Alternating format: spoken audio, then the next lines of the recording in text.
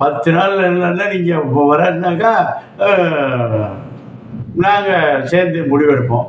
இப்போ என்னாச்சு 30 நாளே எல்லாம் ஜோசியம் சொல்லிட்டு உட்காந்துருக்கிறார் ஒரு ஆள். 30 நாள் எவ்வளோ பெரிய மாவீரன் தெரியுமா? அதாவது 89, 90 வந்து டாக்டர் கலைஞர் அவர்கள் முதலாக 13 வருடங்கள் கழித்து ஆட்சிக்கு வருகிறார். அவரே நீதி பாதுகாப்பு வச்சுக்குவார், போலீஸ் எல்லாம் வச்சுக்குவார்.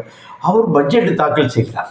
தாக்கல் செய்தாலும் ஒரு வார்த்தை, நீ யுவர் கிரிமினல் ஏதோ அது மாதிரி ஜெயலலிதா அம்மா வந்து சொல்கிறாங்க, நீ வந்து கிடையாது, நீ வாசிக்கக்கூடாது. கடுப்பு, அந்த அம்மாவுக்கு கடுப்பு, எல்லாருக்கும் உள்ளது தான் கடுப்பு, வர முடியலன்னு.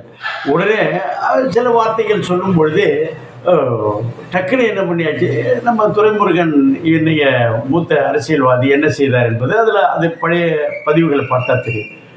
இவரும் உடனே அந்த வார்த்தைகள் டக்குன்னு என்ன பண்ணிட்டாரு, நானும் மரியாதைக்குரிய ஞானி என்ற நல்ல இப்போ